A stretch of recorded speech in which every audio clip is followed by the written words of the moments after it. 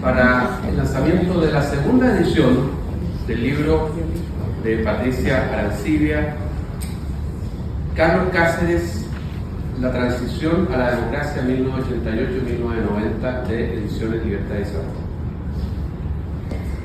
Este libro se publicó el año 2014 en su primera edición, y es una detallada narración de lo que fueron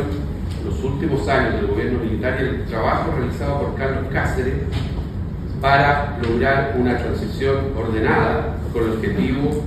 de restablecer consenso y amistad cívica en nuestro país en víspera del gobierno democrático que empezaba. En esta segunda edición es básicamente el mismo texto, pero hemos agregado un prólogo de Hernán Felipe Errázuriz, ex ministro de Estado, un prólogo breve, como suelen ser muchos de los escritos de Hernán Felipe, pero muy preciso.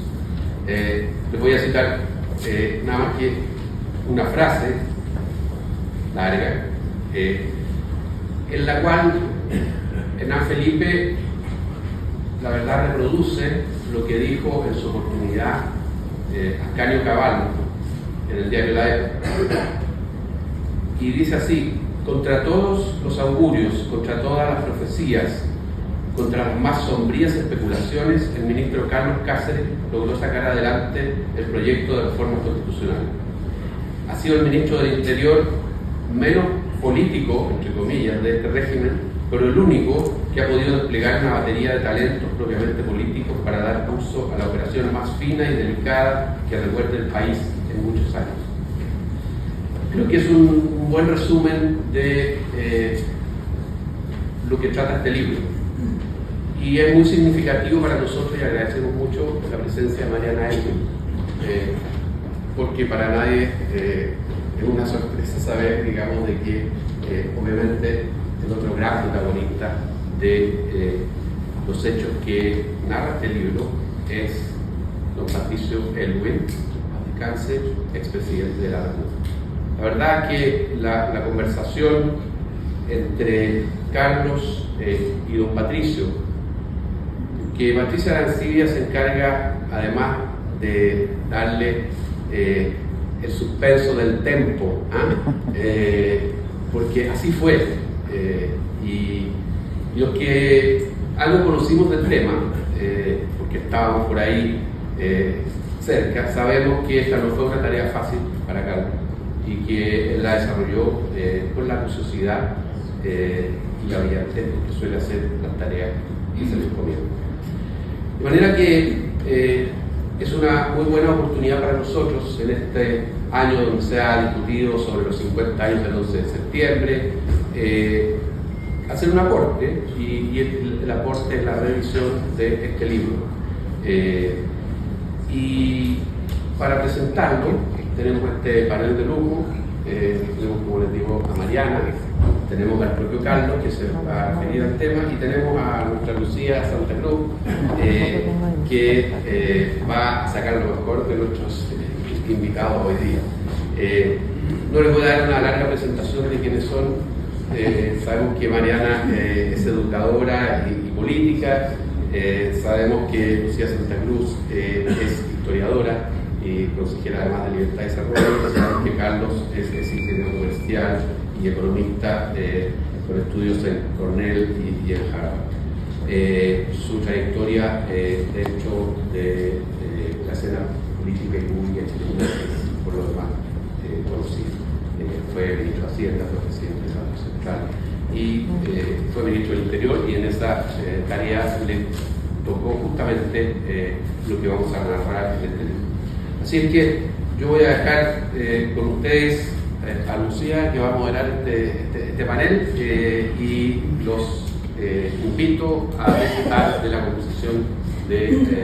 protagonistas de nuestra historia. Gracias. Muy buenos días, muchas gracias a todos por estar acá. La verdad es que de leer el libro que Patricia Arancibia escribió respecto a la participación de Carlos Cáceres en la transición, me ha evocado todos los recuerdos, y yo diría casi nostalgia, por ese enorme orgullo compartido que el proceso de transición a la democracia nos provocó a la generación que habíamos visto primero la desestimatización de la democracia como sistema político, el quiebre de las estructuras productivas, el odio, la violencia, la división irreconciliable. Luego el golpe militar, la dictadura que por una parte liberaba la economía y muchas relaciones sociales, pero por la otra privaba a las personas de sus derechos fundamentales y como unos primero y otros después supimos, también cometían abusos inaceptables contra los derechos humanos del mundo. 16 años de enemistad cívica, miedo, los unos a los otros, no hacían posible prever que fácilmente se pudiera llegar a un consenso o incluso a esa amistad cívica que fueron capaces de lograr los artífices de la transición, como Carlos Cáceres y el presidente Eichmann, aquí brillantemente representados. El día del plebiscito fue el día en que ese velo de miedo comenzó a levantarse y la posibilidad de un cambio sin violencia fue percibido como una realidad inalcanzable. Esa noche, para mí, una de las experiencias más inmemorables fue el programa de Cara al País en que me tocó participar, donde se produce ese abrazo mágico entre Jarpa y el presidente Eichmann, don Patricio en ese momento, en el programa de la noche, que fue el primer reconocimiento del triunfo del no y el abrazo de Jarpa y Eichmann ante la cámara, que al otro día Marco Antonio de la Parra comparó con el abrazo de Maipú y le atribuyó una suerte de poder litúrgico de sanación democrática. Bueno, luego vendría un largo año, que es el tema principal del libro y de la conversación que aquí tendremos, de tensiones, negociaciones, obstáculos, impaciencia, reticencia, y frente a ello, demostraciones de voluntad conciliadora, de búsqueda incesante de aquello que podía unir más que dividir, de postergación de las legítimas aspiraciones por el bien superior. Sin ocupar más minutos de esta mañana, me gustaría dejar con ustedes, antes que nada, a don Carlos Cáceres, para que exponga su visión de la transición. Muchas gracias, Lucía. Y las primeras palabras son para agradecer a cada uno de ustedes la compañía en este acto en el cual por segunda vez se presenta este libro que escribiera hace ya 10 años atrás Patricia Arancibia sobre la gestión de las distintas tareas del gobierno que ayudó el presidente Pinochet a ocupar durante el gobierno militar. Le agradezco muy especialmente a Lucía Santa Cruz que por segunda vez hace la presentación y modera este libro. Ella con su gentileza,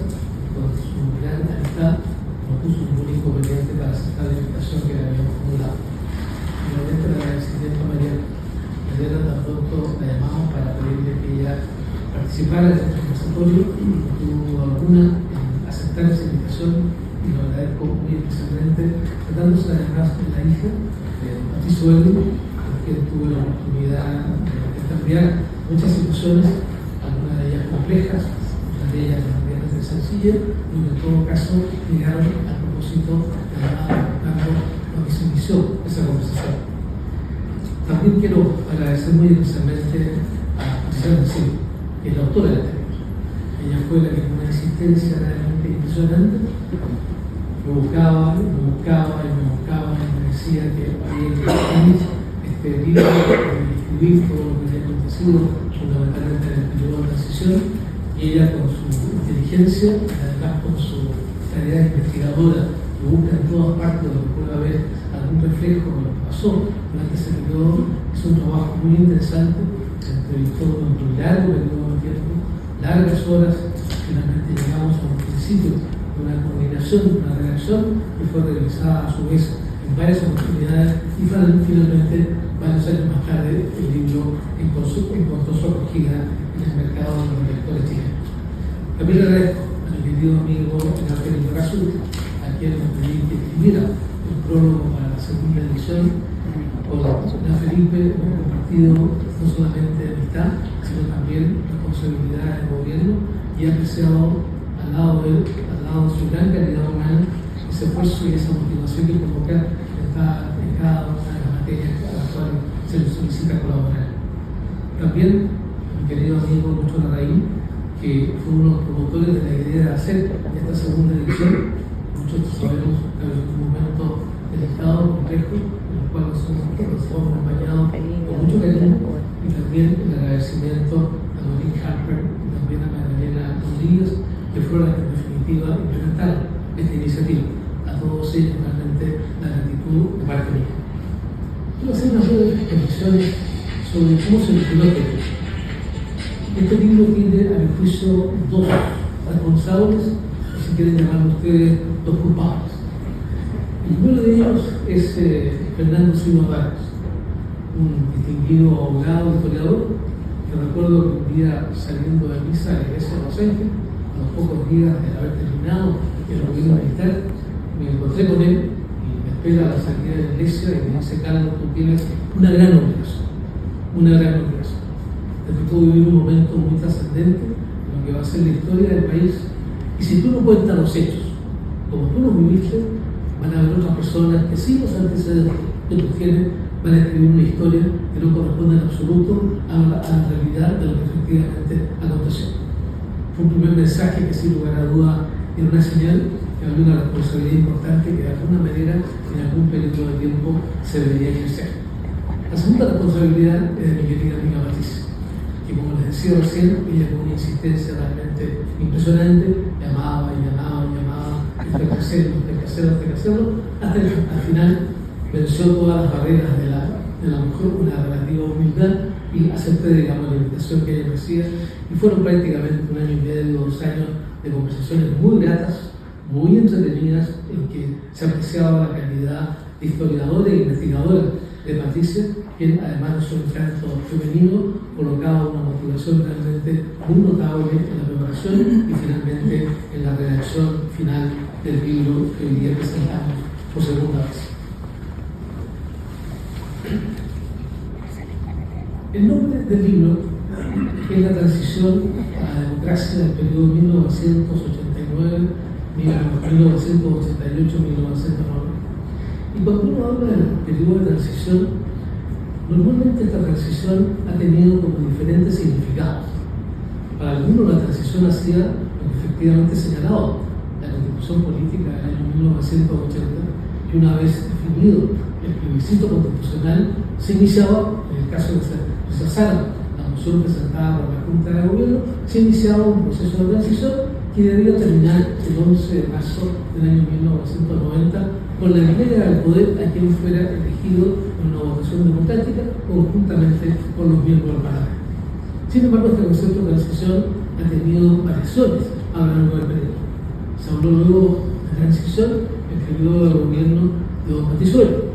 Se habló después del periodo de transición al periodo que transcurre entre 1990 y la presidencia de Don Ricardo Lagos, señalando que con él,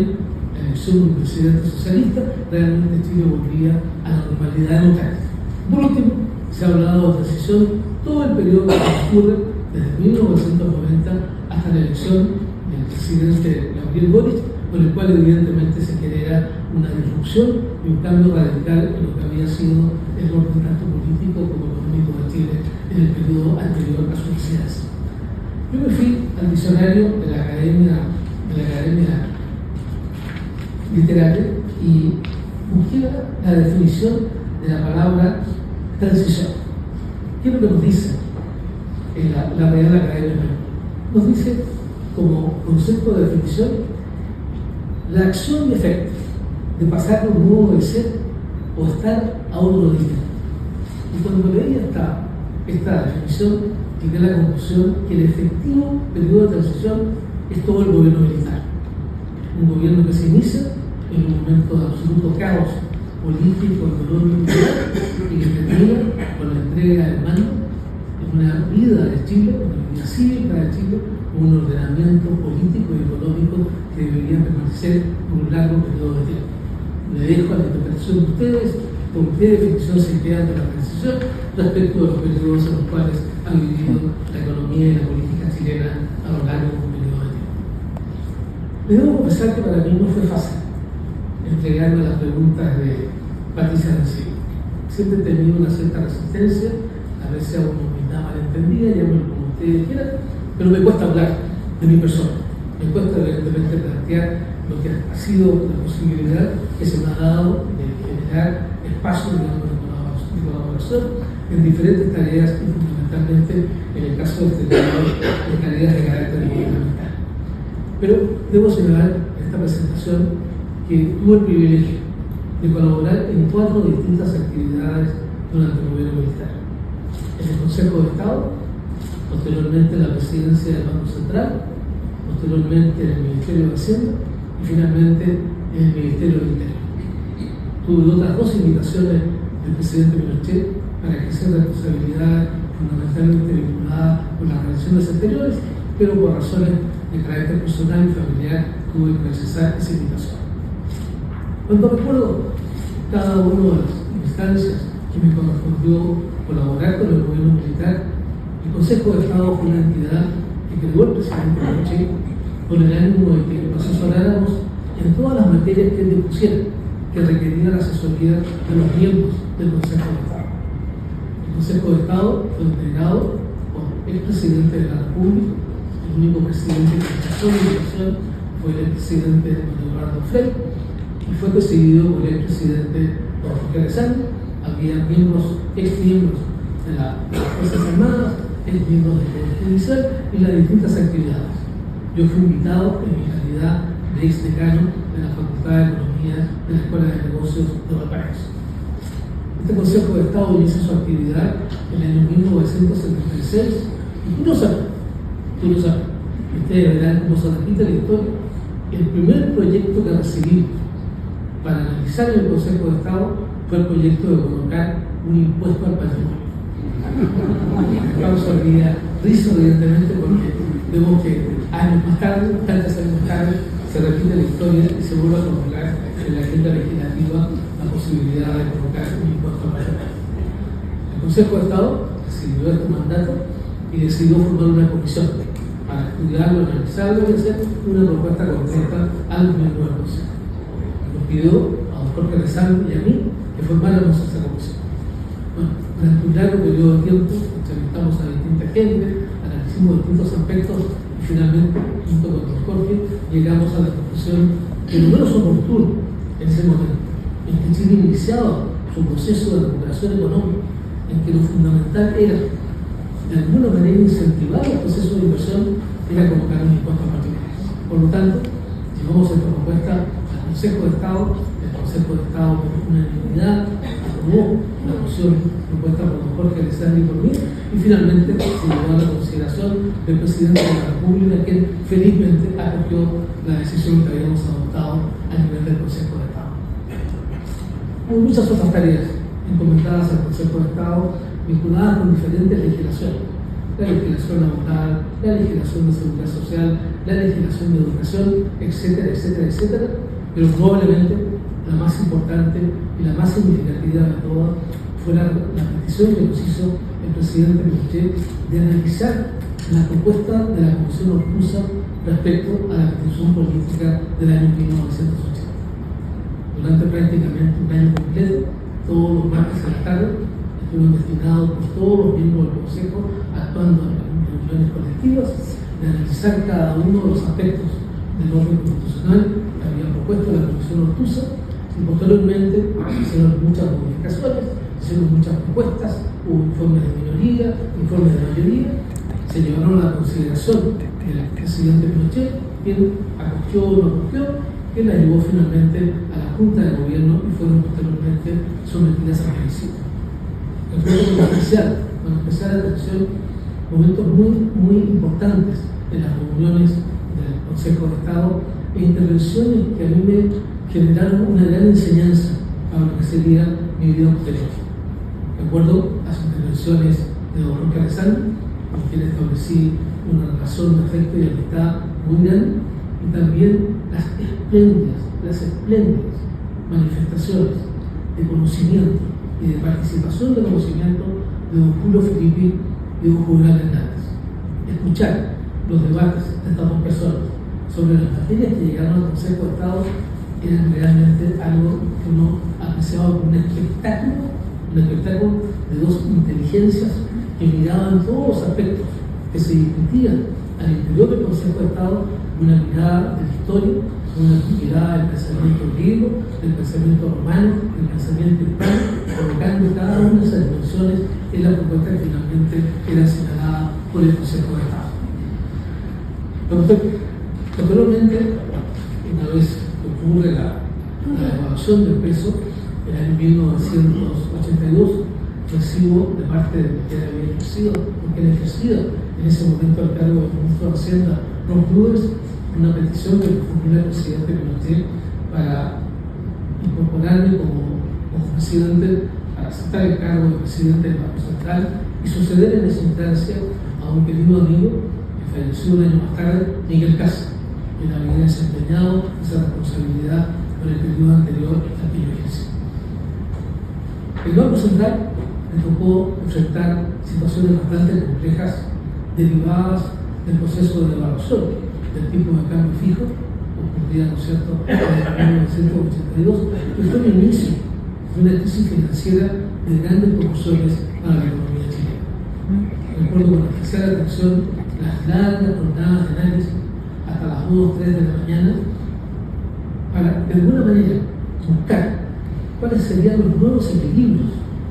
que requería la economía chilena para enfrentar de nuevo un proceso de recuperación económica, en un momento de muchas presiones de carácter político, de carácter social, en los cuales yo recuerdo con especial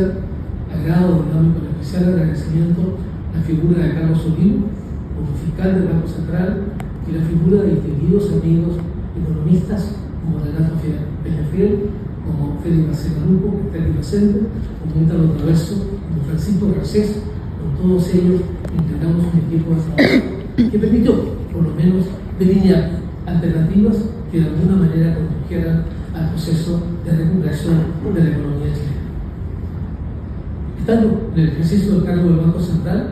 de forma muy sorpresiva, muy sorprendente, cuando llegábamos de un viaje con Rolf, después de haber iniciado todo el proceso de la negociación de la deuda externa,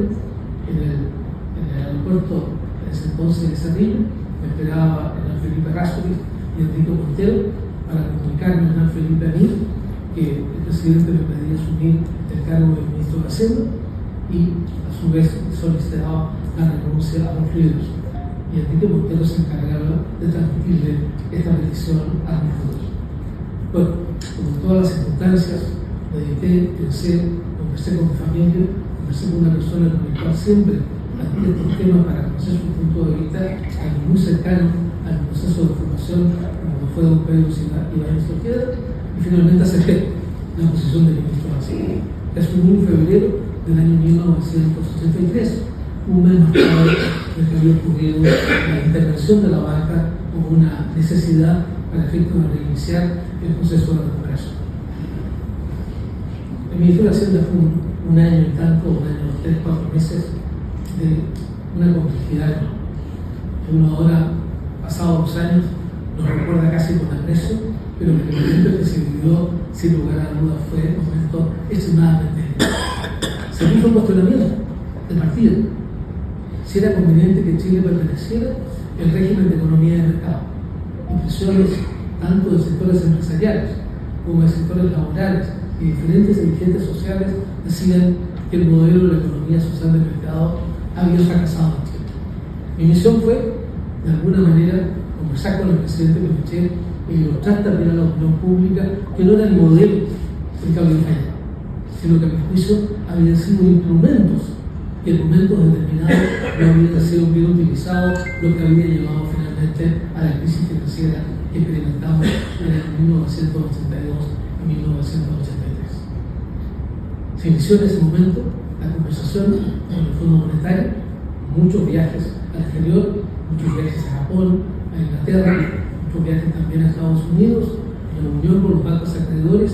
y luego un largo periodo fue posible llegar a un acuerdo con la banca acreedora que que permitió refinanciar los periodos de pago de la deuda externa y simultáneamente lograr un crédito muy importante adicional en el rango de los 1.300 millones de dólares, que fue la base para iniciar el proceso de recuperación de Chile. Reitero, fueron momentos complejos, hubo posiciones distintas a nivel del gobierno, posiciones distintas a nivel de los distintos ministros, pero finalmente la conducción del presidente Pinochet al juicio logró sortear este periodo realmente bastante difícil, que después fue, gracias a Dios, consolidado bajo el Ministerio de Hacienda de Namibia. Por último, también de forma bastante sorpresiva, en octubre del año 1988, recibí una llamada telefónica de parte del ministro secretario general de la Presidencia, en ese entonces el general Valenzuela, que me pide que concurra a la moneda y que quede hablar conmigo. La noche anterior habíamos estado comiendo con el gran Felipe Rázuriz y ya se discutía la posibilidad de un cambio de gabinete, pero evidentemente lo mirábamos como un caso de urgencia adicional, por lo tanto fue grande la sorpresa cuando llego a la oficina del general Valenzuela y le planteo, entiende que yo creo que me están llamando porque va a haber un cambio de gabinete y que creo que el presidente va a insistir en que vuelva al Ministerio de Hacienda porque el plan Vigi va a participar como candidato presidencial o bien al Ministerio de Relaciones Exteriores que me había pedido en una ocasión anterior. Me dice Carlos Valenzuela, Carlos está totalmente equivocado, el presidente quiere asumir el cargo de ministro de Interior. Sin lugar a dudas fue un plot por todo lo que se significa, pero eso estaba absolutamente fuera de lo que yo había pensado que podía ocurrir. Nuevamente, las conversaciones con mi señora, las conversaciones con la familia, las conversaciones con Pedro y Sojeda, y acepto la petición del presidente Pinochet para asumir el cargo de ministro del Interior en un momento que evidentemente correspondía al periodo efectivamente de transición que había sido establecido en la Constitución Política del año 1980. En el último año del mandato presidencial había que hacer todos los preparativos para los procesos tanto de cambio de gobierno como también las legislaciones que todavía estaban pendientes de aprobar antes de entregar definitivamente el mandato presidencial, y fue un periodo realmente interesante y sin lugar a duda también complejo. Y gracias a una intervención muy importante de una persona a quien le agradezco mucho la colaboración que me prestó, que es Arturo Marín, a quien yo nominé como mi jefe de gabinete, comenzamos a estudiar el tema de la Constitución. Observamos que la Constitución Política en el año 1980 tenía algunos errores, que era tal vez conveniente, de alguna manera, corregirlos antes del inicio de la plenitud democrática en el año 1990. Conversamos, discutimos este tema y decidí llevarlo a la consideración del presidente Pinochet. Planteé al presidente Pinochet la necesidad de hacer esta modificación, no solo por los errores que contenía la Constitución Política del año 1980, sino que al hacer una reforma y someterla a plebiscito se le daba una plena legitimidad a la Constitución del año 1980. Se había acusado de ilegitimidad a esa Constitución porque en el año 1980 no había registros electorales y por lo tanto era posible que los electores votaran una, dos o tres veces y no había control alguno sobre esa materia. Y por lo tanto era necesario una nueva votación con registros electorales establecidos de tal manera que se le diera plena legitimidad al movimiento constitucional. El presidente Pinochet acogió la iniciativa y siempre recuerdo cuando al salir de la oficina de la Presidencia de la República me dice: ministro, no se olvide que tiene este paso para hacer la reforma que usted está mandando. Este paso. Dije: presidente, mientras yo veo que hay luz entre sus dedos, me considero que tengo una cierta capacidad de maniobra para iniciar un proceso de conversación que finalmente conduzca a una determinada reforma de la Constitución. Y me dijo el presidente Pinochet, y le coloco además dos condiciones. La primera condición no es una nueva Constitución, es una reforma constitucional. Y segundo, quiero que esto se haga por consenso. Que ojalá la votación finalmente conduzca, ¿no es cierto?, el plebiscito, se logre una mayoría realmente importante para darle sustento a la Constitución Política del año 1980. Ese fue el mandato que recibí. Se iniciaron, como ocurren todas las cosas, las medidas correspondencias con don Patricio Patricio Elwin era en ese momento la persona que representaba a los 16 partidos de la concertación y felizmente luego de varios puntos de partida, de ida y de regreso de CIS y de los que son relatados en el libro, don Patricio Elwin llegó una tarde a la moneda para iniciar la conversación. Ustedes comprenderán el impacto que tuvo la visita de don Patricio a la moneda y la primera vez un miembro de la oposición al gobierno militar atravesaba las puertas de la moneda, y eso sin lugar a duda era un momento de especial importancia para la vida política del país. Debo manifestar, y esto creo que fue muy importante para lo que vino después, que en la primera conversación con don Patricio Elwin yo observé de parte de él la voluntad de llegar a un acuerdo, que para mí, cuando uno hace una negociación, es muy importante apreciar si en la otra parte con la cual se va a negociar hay disposición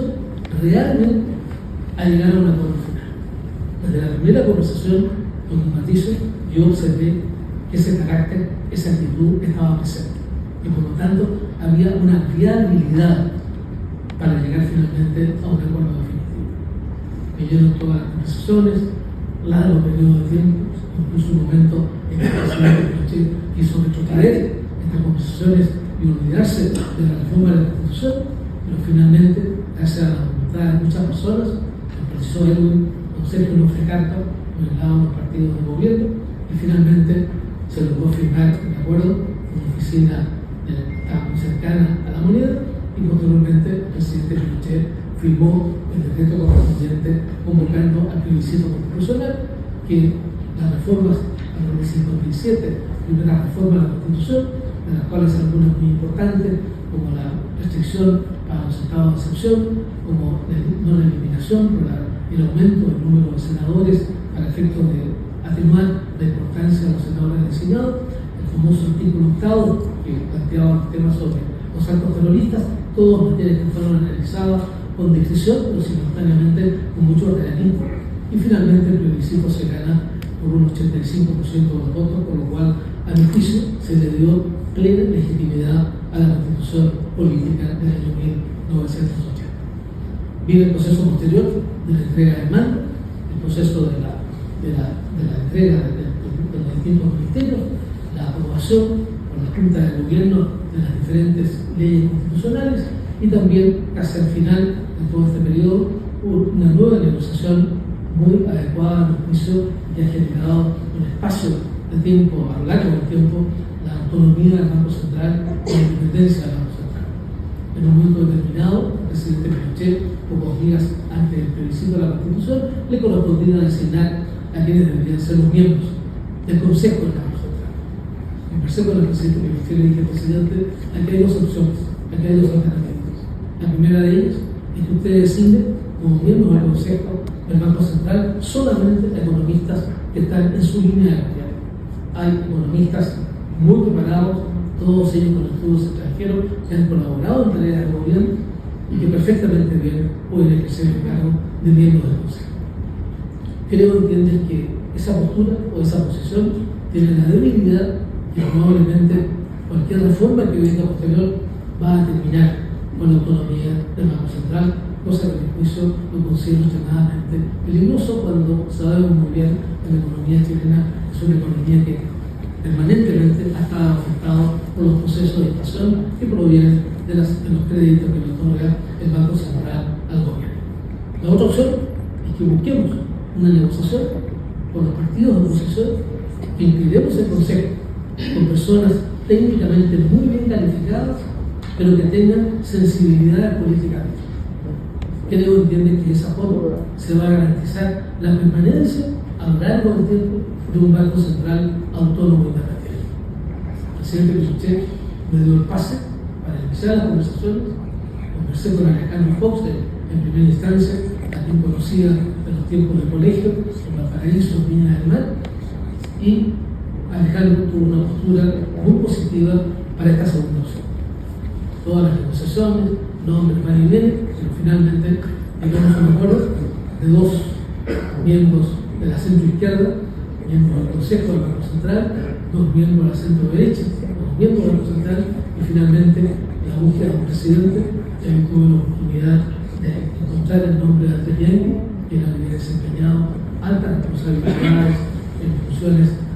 como economista tanto en la CEPAL como en otros organismos internacionales, que tenía clara independencia en lo que se refería a ideología de carácter político. Andrés, a quien presenta, a quien le agradezco la voluntad que tuvo para aceptar esa responsabilidad y ejerció la presidencia del Banco Central en el primer año en que el Banco Central funcionó como una entidad autónoma e independiente. Bien, la entrega del poder, y termino las reflexiones haciendo un cierto agradecimiento a todas las personas que de alguna manera estuvieron vinculadas con las distintas responsabilidades que tuve que ejercer. Sería largo dar el nombre de cada una de ellas, porque cada una de ellas sabe perfectamente bien. Pero no quiero dejar de lado agradecer a dos personas que para mí fueron muy importantes en el ejercicio del cargo de ministro del Interior. Mi jefe de gabinete, Arturo Marín, quien de alguna manera me suplió mis deficiencias en el conocimiento del derecho y en el conocimiento de materias legislativas. Yo soy economista o ingeniero comercial y requería a alguien de una formación jurídica muy sólida para que me ayudara en todo este proceso de la reforma de la Constitución. Y Arturo Marín cumplió, pero con todos los méritos, esta clara responsabilidad.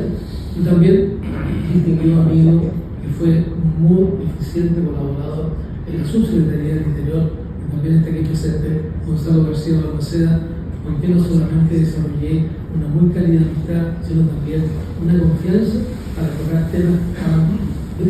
que igualmente dentro del Ministerio del Interior se deben tocar con mucha distinción. Así que aprovecho la oportunidad de agradecerle también a Gustavo esta muy noble disposición que tuvo para colaborar con esa responsabilidad.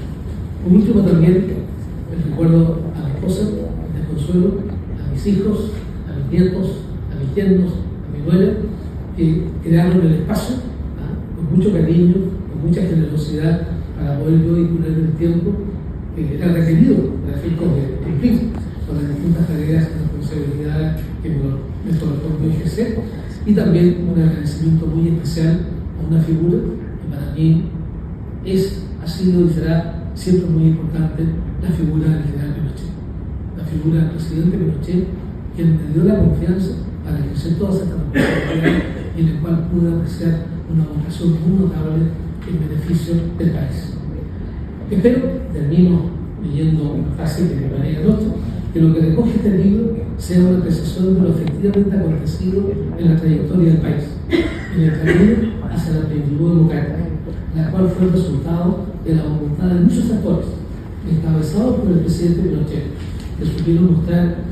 una auténtica vocación de servicio público, todos ellos ayudados en el deseo de colocar a Chile en la posición de una gran nación. Muchas gracias.